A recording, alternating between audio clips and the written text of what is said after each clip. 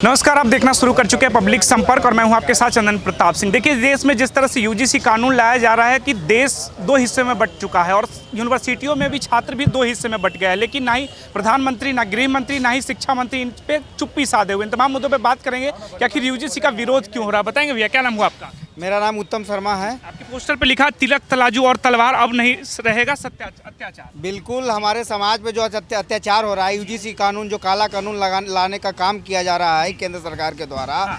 जो पहले का यूजीसी कानून था उसमें चेंजिंग किया गया।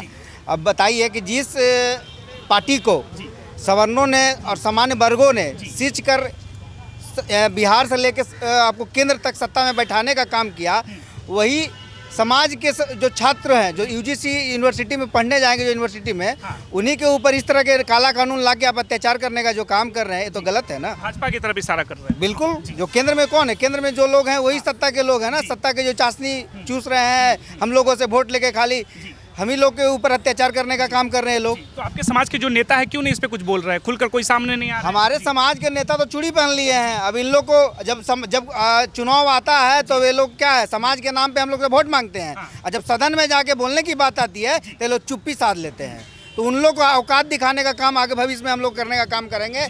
जिस तरह से हम लोग के ऊपर अत्याचार हो रहा है, एक तरफ भाजपा कहती है कि बटोगे तो कटोगे, और दूसरे तब तुम ही समाज को बांटने का काम करने का काम कर रहे हो तुम लोग। हम लोग जो सभी समाज के समान वर्ग के छात्र जाते हैं यूनिवर्सिटी में पढ़ने के लिए, एक साथ रहते हैं, खाते पीते हैं, दोस्ती होती है, और एक तरफ ये नया कानून है, तो फिर कल के डेट में छात्रों में अपने आप में एक दूसरे के प्रति हीन भावना होगा, लड़ने का काम करेंगे। जरूरत क्या पड़ गई ये कानून लाने की? अभी तो सरकार बताए ना कि जरूरत क्यों पड़ गई है। जबरदस्ती अब छात्रों को तुम बांटने का काम कर रहे हो। एक तरफ SC/ST एक्ट कानून ला के तुम हम लोग को पैरों में बेड़ियां बांधने का काम कर रहे हो, उसके बाद छात्रों को भी तुम बांटने का काम कर रहे हो। लेकिन जो लोग इनके समर्थक है वो कह रहे हैं कि स्वर्ण समाज पहले से मान के क्यों चल रहा है कि हमारे खिलाफ इस कानून का इस्तेमाल होगा।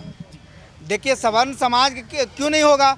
अब बताइए, कोई लड़की है, मान के चलिए कि लड़की है और उसको प्रपोज करने का काम निचले वर्ग के लोग करेंगे, और वो नहीं मानेगी तो तुम जाके उन पर कंप्लेन कर दोगे, तब उनको तो सुनने वाला कोई नहीं है। जब भी कोई गवर्नमेंट बॉडी बनती है, कोई सरकार की नीतियां बनती है, तो उसके लिए कोई कानून तो होना चाहिए ना कि आखिरकार हम किसके पास जाएंगे? आप ही बताइए। आपको लगता है कैंपसों में स्वर्ण बच्चों के साथ भी भेदभाव होता है? एकदम निश्चित तौर पे होता होगा, भेदभाव तो होता ही है, लेकिन सबको सुनने के लिए कोई ना कोई एक बॉडी होना चाहिए। या किसी भी वर्ग के साथ अगर किसी तरह का अत्याचार कोई करता भी है तो उसके लिए कोई बॉडी है, उसको देख रेख करेगा। जो अगर गलत करेगा तो उस पर अत्याचार, गलत करेगा तो उस पर कार्रवाई हो। आप बताएंगे बाबा, क्या नाम हुआ आपका? हमारा नाम स्वामी विश्वप्रपन्नाचार्य। आप कहाँ से आए हैं? हम आए हैं नवादा से। नवादा से आए हैं, किस लिए आए हैं? आए हैं यूजीसी का खिलाफ में। यूजीसी के खिलाफ में लग रहा है ये भेदभाव वाली कानून है। भेदभाव वाली का कार्य तो हो रही है, और इस भाजपा सरकार ने जैसा यूजीसी काला कानून को ला करके इस स्वर्णों को छलने का कार्य किया जा रहा है। अब हम लोग इनका इस यूजीसी जैसे एक्ट को लाने से बहुत हमारा समाज, स्वर्ण समाज बहुत आहत है। अब न सहने, अब हम लोग अत्याचार इस सरकार का नहीं सहेंगे, और यूजीसी के तहत ही इस भाजपा सरकार को हिंदुस्तान से कबाड़ कर बिगने का काम करेंगे। क्योंकि भाजपा स्वर्णों का, हम लोग मानते थे कि स्वर्णों का पार्टी भाजपा है, लेकिन भाजपा हर समय स्वर्णों को छलने का काम किया है। इसलिए मोदी जी अब न सहेंगे आपकी अत्याचार। स्वर्णों का है यही पुकार। जय हिंद, जय भारत। पे अत्याचार हो रहा है भाजपा की सरकार। तो क्यों नहीं हो रहा है? अब नहीं हो रहा है तो पहले SC/ST एक्ट लाया, उसको हमने संभाला, लेकिन फिर यूजीसी लाया। इसका मतलब क्या है? अब एक काम कीजिए ना, मोदी जी से तो मैं कहना चाहता हूँ कि मोदी जी, आपका चैनल के माध्यम से मैं मोदी जी को बोलना चाहते हैं कि मोदी जी, आप स्वर्ण समाज के लिए एक अलग राज्य का व्यवस्था कर दीजिए, अलग देश का व्यवस्था कर दीजिए। हम वहीं जा करके रह लेंगे। काहे के लिए इतना? स्वर्णों के लिए अलग देश बनना चाहिए। बनना नहीं चाहिए। जब स्वर्णों के लिए अलग आप एक्ट बना रहे हैं तो एक देश दे दीजिए, उसी में हम लोग रह करके अपना गुजारा कर लेंगे। लेकिन आप बाबा है, बाबा नहीं लगता सबके हित की बात? पहले जात समाज, उसके बाद हम सनातन धर्म की बात करेंगे। आपके लिए जात, पहले हमारे लिए स्वर्ण समाज है, उसके बाद सनातन धर्म है।